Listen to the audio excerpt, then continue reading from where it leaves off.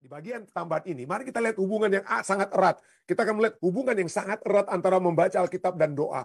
Kita melihat hubungan yang sangat erat antara doa Bapa kami dan juga Mazmur tersebut yang harusnya mengajak kita untuk memiliki yang lebih daripada doa Bapa kami tersebut. Yang lebih relevan untuk kita. Bukan berarti, saya ulangi, bukan berarti doa Bapa kami yang sering kali kita agungkan, itu sering kali itu yang kita utamakan, kita harus hafal, kita harus ungkapkan dan lain sebagainya ya. Itu bukan tidak penting, tapi kita dapat membuat yang lebih penting daripada itu. Mari kita lihat, mari kita lihat. Oke, sebelumnya, kita harus mengetahui bahwa banyak umat manusia di zaman modern ini, zaman now ini ya, kita memiliki kerohanian yang semakin menurun. Kenapa? Kenapa kita memiliki kerohanian yang semakin menurun? Ini menurut riset. Aduh, ini saya nggak usah bikin riset, kita juga bisa tahu ya. Ada pertanyaan-pertanyaan, kenapa anak-anak muda kita itu jarang ke gereja, sudah tidak suka lagi ke gereja dan lain sebagainya. Memang ada declining itu ya. Declining di dalam apa? Iman orang-orang Kristen. Ini yang ada pendidikan di Amerika Serikat ya. Ada declining. Kenapa declining tersebut? Pertama, karena membaca Alkitab itu semakin berkurang. Yang baca Alkitab itu hanya 35%. Hanya 35% dari orang yang mengaku Kristen di Amerika ini, orang Kristen itu hanya 1 dari 4 saat ini. Untuk saat ini, Amerika ini mayoritas bukan lagi orang Kristen. Orang Kristen di Amerika itu hanya 1 dari 4 orang di Amerika ini. Dan dari 1 orang ini, ya, kalau ada 100 orang, hanya 35 orang di tahun 2020 itu ya, kebetulan agak naik sedikit dari tahun 2019, mungkin karena COVID, orang-orang pengen baca Alkitab. Jadi, bayangkan dari 100 orang yang mengaku Kristen, di 1 minggu itu hanya 35 orang yang baca apa? Baca Alkitab. Hanya 35 orang dari 100 orang.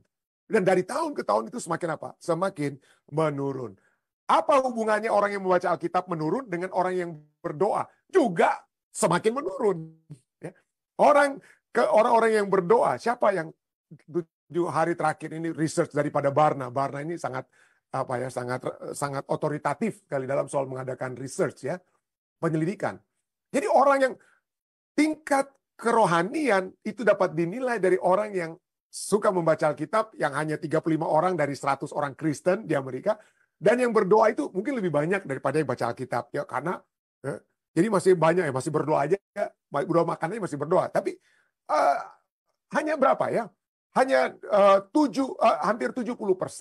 Tapi lainnya tidak, itu doanya cuma untuk doa makan itu ya, tapi doa yang betul-betul untuk berdoa kurang ya, kurang. Nah, bagaimana dengan pasangan-pasangan dalam rumah tangga? Ini bagi yang menikah misalnya. Bagaimana orang-orang yang menikah, pasangan-pasangan dalam rumah tangga? Seringkali di Amerika ini dikenal satu pepatah, keluarga yang berdoa bersama akan tinggal bersama, akan kuat bersama.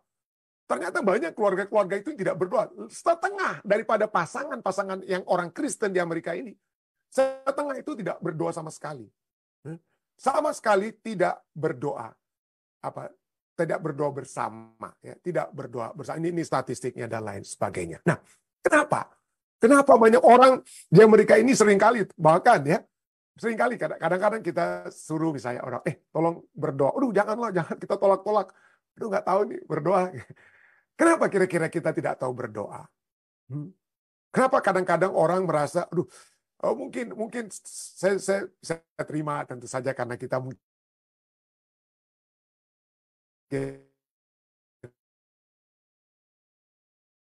merasa apa. Tetapi kenapa harus kita ragu-ragu untuk berdoa? Jawabannya dari banyak hal tentu saja. Tapi hal yang utama, kenapa orang ragu-ragu atau tidak tahu berdoa adalah pertama-tama karena mereka tidak membaca Alkitab. Itulah hubungannya. Ya, orang yang ragu-ragu, tidak tahu berdoa dan lain sebagainya, pada umumnya tidak semua. Ada banyak orang mungkin karena takut berdoa di depan umum, tapi berdoa pribadi pun. Kenapa tidak tahu berdoa bahkan secara doa pribadi? Karena mereka tidak tahu isi Alkitab. Tidak tahu isi Alkitab. Sangat menarik satu buku yang ditulis oleh Eugene Peterson, Answering God, Allah yang menjawab ya. A Psalm, the Psalms, Mazmur sebagai apa? Mazmur sebagai alat-alat, tools for prayer. Apa yang dikatakan dalam buku ini? Menurut Eugene Peterson, kita hanya dapat berdoa dengan baik jika kita mendalami kitab suci. Kalau kita tidak mendalami, tidak biasa membaca kitab suci khususnya kitab Mazmur, bagaimana orang berbicara kepada Tuhan, kalau kita tidak tahu, kita tidak ada contoh tentang orang yang berbicara kepada Tuhan, maka kita sendiri tidak tahu cara kita untuk berbicara kepada Tuhan. Ya, dan dia berikan satu statement cukup menarik ya. Kita mempelajari kosakata doa kita. Bagaimana cara kita mengucapkan kata-kata itu? Kita seperti caranya kita berdoa itu seperti anak-anak mempelajari kosakata, seperti anak-anak berbicara. Pada saat anak-anak itu tenggelam dalam suatu bahasa, kalau anak-anak kita yang kecil itu ya mengetahui satu bahasa, mereka akan dapat mengucapkannya kembali. Sesuatu yang mereka tahu, sesuatu yang mereka lihat, sesuatu yang mereka dengar, maka mereka akan bilang apa yang mereka sudah pelajari. Demikian juga kita. Kalau kita mau caranya tahu untuk berdoa, maka kita harus tahu caranya untuk membaca bagaimana orang berdoa atau berbicara kepada Tuhan. Itulah hubungannya antara doa dan membaca Alkitab, ya. Jadi kitab Mazmur, menurut Eugene Peterson dikatakan bahwa buku dalam Alkitab, buku doa dalam Alkitab itu adalah buku Mazmur. Itu buku doa, walaupun dalam bentuk nyanyian ya, tapi itu adalah doa orang-orang yang berbicara kepada Tuhan. Kalau kita sudah terbiasa membaca, oh gini toh Raja Daud berdoa kepada Tuhan, oh gini toh Raja Daud bersyukur kepada Tuhan, oh beginilah kalau kita mau minta sesuatu kepada Tuhan, ya mengeluh sekalipun, kita sudah biasa baca, kita sudah bisa berdoa kalau kita sudah biasa membaca. Jadi saat kita tenggelam dalam kitab Mazmur, maka kehidupan doa kita akan sangat diperkaya. Sangat diperkaya. Seberapa kayanya? Oke, seberapa banyak kayanya? Oh, kita kan sudah kaya, pendeta. Oh, kenapa kita sudah kaya dalam doa? Ya, kalau kita nggak tahu apa-apa, doa Bapa kami saja. Oke, saat kita tidak tahu berdoa, ya kita doakan doa Bapa kami saja, ya. Kita semua, itu kalau kita hanya mengandalkan doa Bapa kami saja, kita tidak diperkaya. Sekali lagi, saya tidak sedang mencoba untuk merendahkan doa Bapa kami. Tidak, saudara. Tapi saya mau kita lebih diperkaya, melebihi doa Bapa kami. Ada banyak hal yang dapat kita lihat. Ya. Doa Bapa kami saja, apa itu akhir doa Bapa kami? Ada itu dalam nama Yesus? Tidak. Tapi Yesus kemudian mengajarkan cara berdoa lainnya, yaitu doa-doa permohonan-permohonan kita, yang kemudian diakhiri dengan apa? Kata, di dalam nama Yesus. Di dalam nama Yesus itu tidak ada dalam doa Bapa kami. Jadi kita harus lebih memperkaya doa Bapa kami dengan apa? Mengakhiri dengan di dalam nama Yesus. Kita juga dapat memperkaya doa Bapa kami dengan menjabarkan apa yang ada di dalam doa Bapa kami. Bagaimana cara menjabarkannya? Kita dapat menghubungkannya dengan kitab Mazmur, saudara. Kita hubungkan dengan kitab Mazmur. Mari kita lihat. Tapi sebelumnya, ada satu buku yang ditulis oleh Alec Motyer. Alec Motyer, dia menulis satu buku, Psalms by the Day, A New Devotional Translation. Ini yang dia katakan. Kenapa saya bawa kutipannya dia untuk mengajak kita untuk melihat kita memiliki sesuatu hal yang bahkan lebih kaya daripada orang di Mazmur. Apa itu? Oke, ini dia tulis bahwa Mazmur, dia katakan, Mazmur ditulis oleh orang yang mengetahui lebih sedikit tentang Tuhan dibandingkan kita. Penulis Mazmur tidak tahu doa Bapa kami. Penulis Mazmur tidak tahu perumpamaan-perumpamaan Tuhan Yesus. Penulis Mazmur tidak tahu apa yang Yesus lakukan. Penulis Mazmur tidak tahu khotbah di atas bukit dan lain sebagainya. Kita lebih tahu, oke? Tetapi ini yang bedanya. Kita yang tahu banyak, tetapi kita tidak mengasihi sebanyak penulis Mazmur mengasihi Tuhan. Ya. Mazmur ditulis oleh orang-orang yang pengetahuannya lebih sedikit tentang Tuhan dibandingkan kita, namun mereka lebih mengasihi Tuhan daripada kita.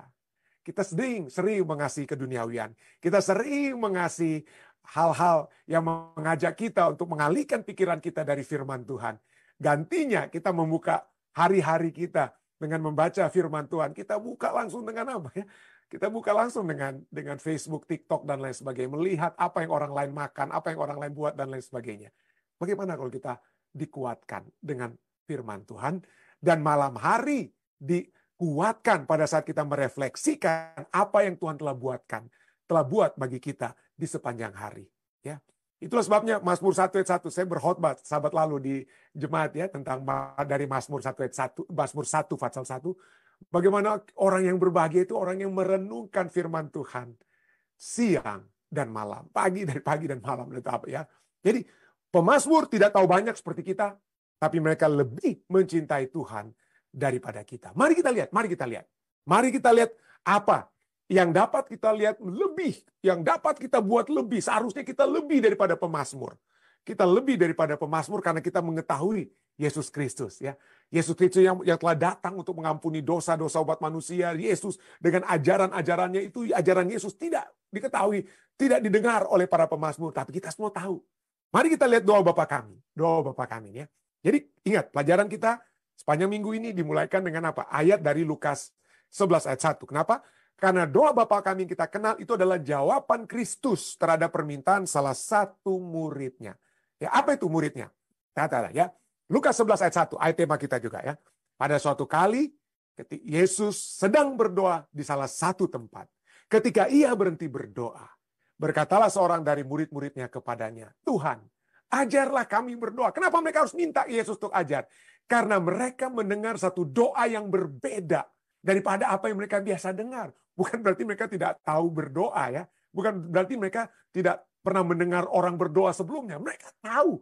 Tapi pada saat Yesus berdoa, ini tidak dikatakan Yesus sedang berdoa sendirian. Kan tidak. Ini Yesus kemungkinan besar sedang berdoa yang juga didengar oleh murid-muridnya. Dan mereka mendengar sesuatu yang apa? Yang berbeda. Sesuatu yang berbeda. Ya. Dan mereka juga sudah melihat sebelumnya ada yang berbeda juga yang telah dibuat oleh Yohanes. Tetapi yang Yesus katakan itu bahkan lebih berbeda daripada apa yang Yohanes katakan. Itulah sebabnya murid-murid Yesus berkata ini.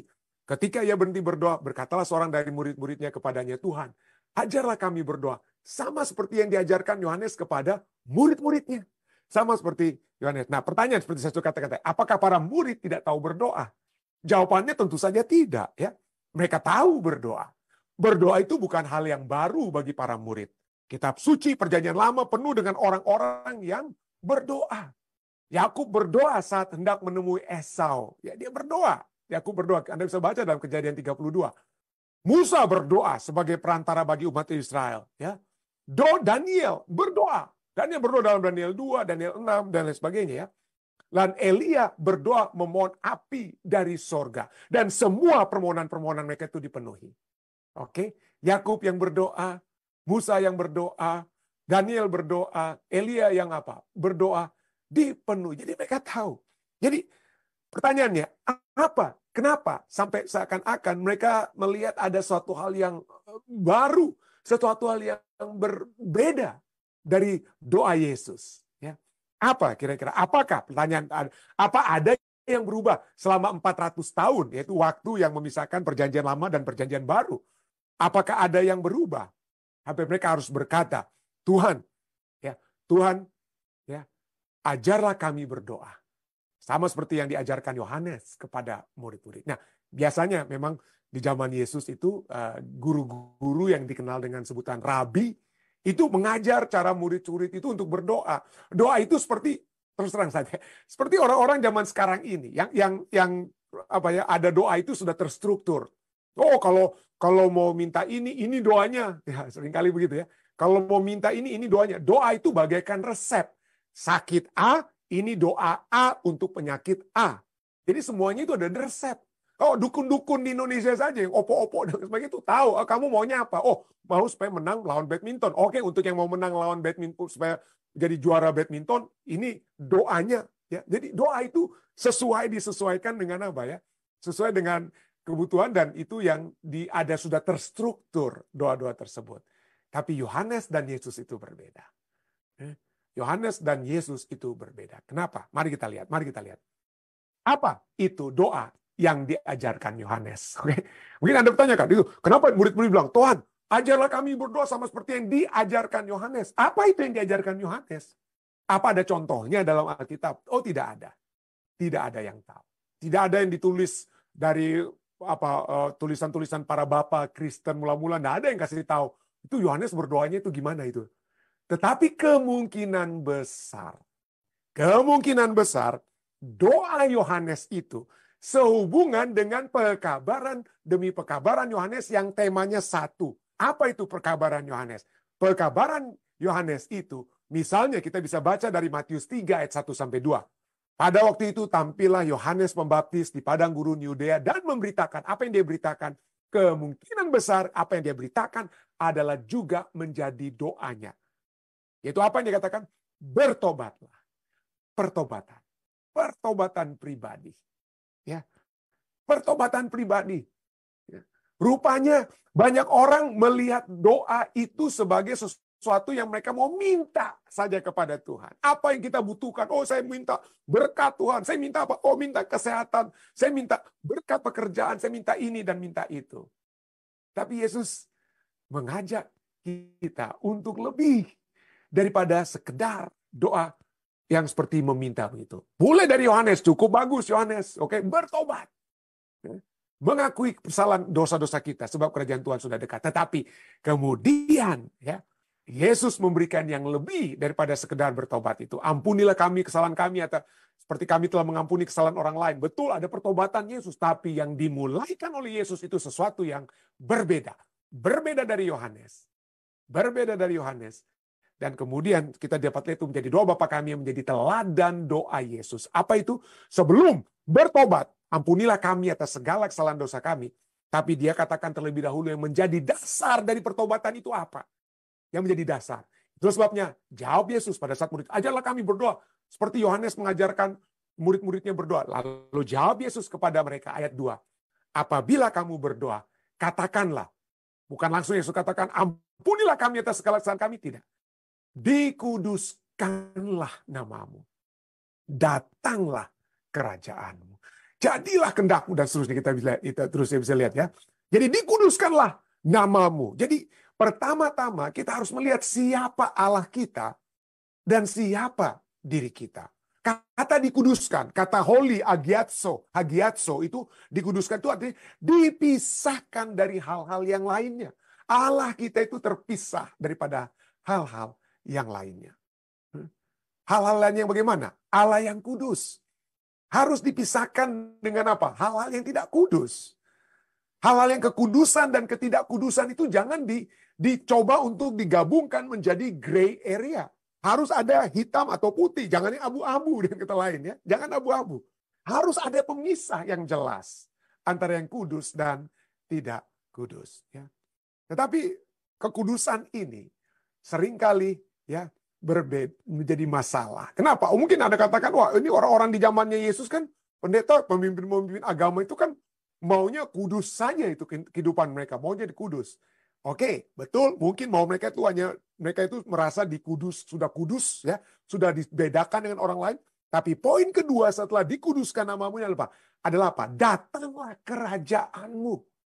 Biarlah kehendak Tuhan, kerajaan Tuhan itu Tuhan yang memerintah, Tuhan yang menjadi penguasa, Tuhan yang mengatur segala sesuatunya. Datanglah kerajaanmu. Ini harus disatukan dengan dikuduskan namamu. Kenapa?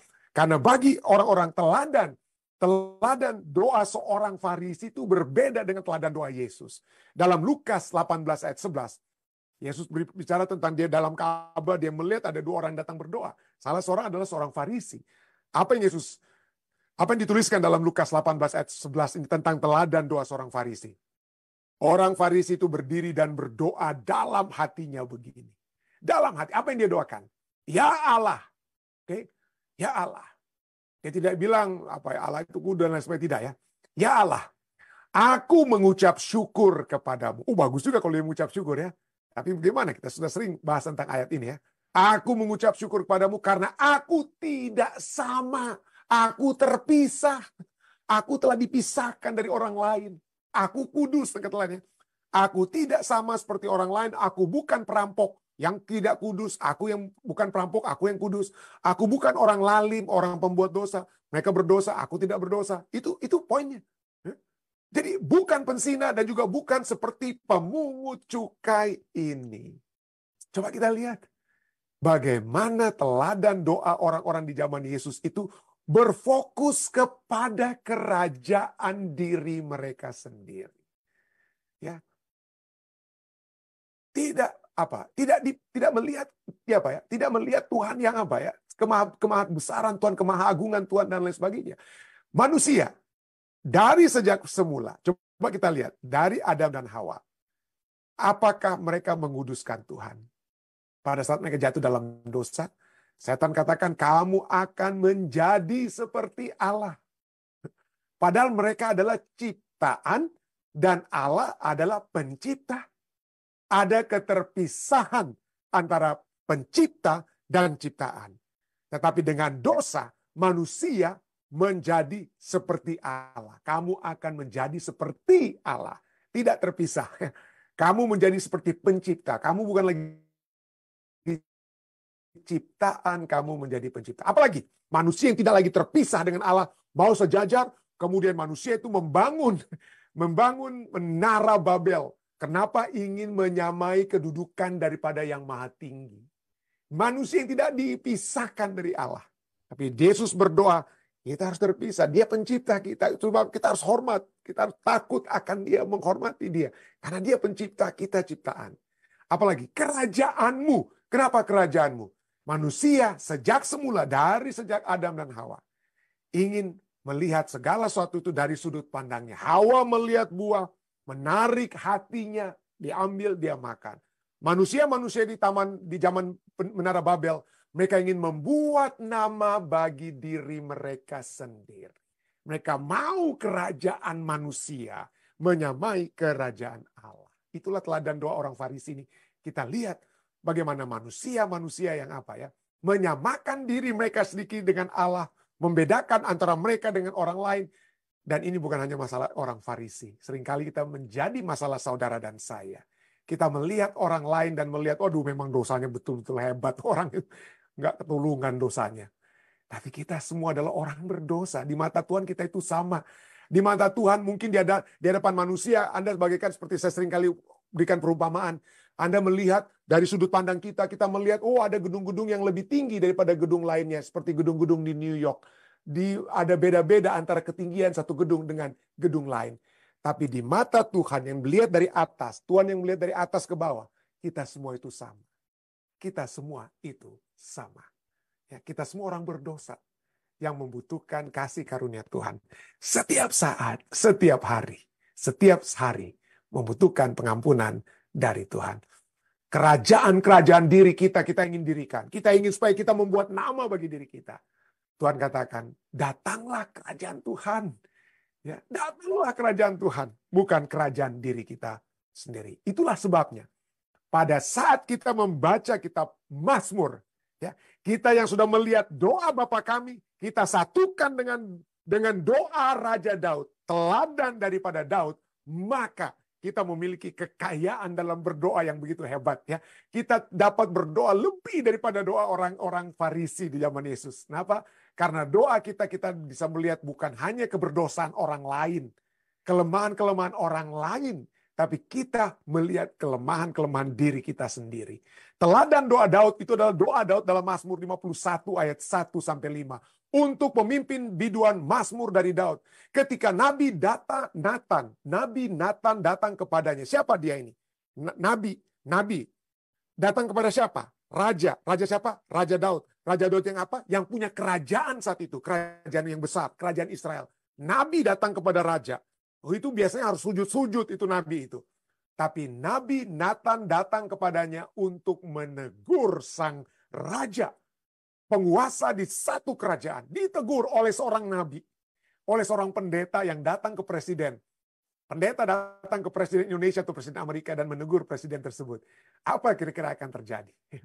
Ketika Nabi Nathan datang kepadanya setelah ia menghampiri Batsheba. Kalau mungkin orang dunia ya pikirkan, wah ini yang tahu dosa saya dengan Batsheba ini nggak ada yang tahu nih selain Nathan. Selain Nathan nih nggak ada yang tahu. Uria saja udah mati, saya sudah bunuh nih Uria. Kalau saya Daud ya istilahnya, dalam pemikiran kejahatan manusia saya. Ini saya bungkamkan saja ini Nabi Nathan. Saya bunuh itu. Kerajaan saya itu, nama saya itu tidak tercemar. Nama saya itu tidak tercemar. Tetapi Daud melihat kecemarannya.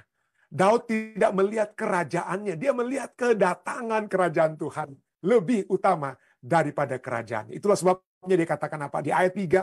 Ayat kata, kasihanilah aku ya Allah, menurut kasih setiamu. Hapuskanlah pelanggaranku menurut rahmatmu yang besar.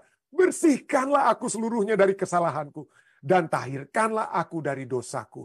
Sebab aku sendiri sadar. Seorang Farisi yang tadi berdoa, dia tidak sadar akan pelanggaran-pelanggarannya. Ya, dia tidak sadar akan dosa-dosanya. Raja Daud, penguasa kerajaan besar ini, dia katakan apa? Aku sendiri sadar akan pelanggaranku. Aku senantiasa bergumul dengan dosaku. Saudaraku, kalau kita tidak tahu berdoa, mungkin doa pertama yang kita dapat katakan adalah doa tentang mengakui pelanggaran-pelanggaran kita. Kenapa? Karena kita semua tahu pelanggaran-pelanggaran kita ya. Kita tahu apa kesalahan-kesalahan kita. Ucapkan itu terlebih dahulu kepada Tuhan ya. Mungkin nggak usah diucapkan mungkin di depan mimbar begitu ya. Saat kita berdoa, tapi kita dapat ucapkan itu kepada Tuhan. Minta pengampunan dosa dari Tuhan. Minta pengampunan dosa. Dan Anda bisa baca seterusnya dari Mazmur 51 ini. Dia kemudian bersyukur atas pengampunan yang Tuhan berikan. Tapi dia mulaikan dengan apa? Ada keterpisahan antara dirinya dengan Tuhan. Jadi coba kita lihat saudara-saudari. Pada saat kita mendoakan doa Bapa kami. Dikuduskanlah namamu.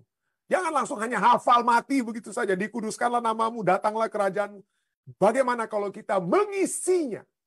Mengisi doa Bapa kami ini dengan hal-hal mendetail yang dapat kita nyatakan secara mendetail kepada Tuhan tentang ketidakkudusan kita, pelanggaran-pelanggaran kita, dan membawa kita untuk meminta Tuhan, biarlah datang kerajaanmu. Biarlah engkau yang bertakhta. Biarlah engkau yang memerintah dalam kehidupan saya. Saya berusaha untuk memerintah. Saya berusaha untuk atur kehidupan saya dengan kekuatan saya, kekuasaan saya, dan lain sebagainya. Tapi Tuhan, saya mau kerajaanmu yang datang, Tuhan. Kerajaanmu yang datang. Kalau kita bisa menggabungkan doa Bapa kami dengan kitab Mazmur, ya seperti saya baru contohkan, Mazmur 51, maka kehidupan doa kita akan sangat-sangat diperkaya. Ya. Menjadi pertanyaan, pemazmur, para penulis kitab Mazmur tidak memiliki pengetahuan tentang Tuhan sebanyak yang kita miliki. Tetapi mereka lebih mencintai Tuhan daripada kita. Saya berharap kiranya ini menjadi satu tantangan ya. Menjadi satu tantangan, dapatkah kita juga mencintai Tuhan seperti para pemazmur. Marilah kita mencintai Tuhan dengan melihat keberadaan kita dan membawa segala pelanggaran dan dosa kita ke dalam Tuhan dan melihat kasih karunia yang Dia berikan, kedamaian ya.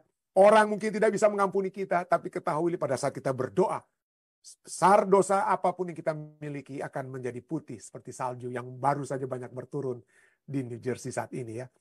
Tuhan kiranya mengajak kita untuk terus membaca kitab Mazmur agar pengalaman-pengalaman doa kita semakin diperkaya. Saya baik di dalam nama Yesus. Amin. Selamat bertemu kembali, selamat tahun baru bagi saudara dan saudari sekalian yang kembali pada saat ini di tahun 2024. Kembali dapat bersama-sama ya, di acara ibadah kita.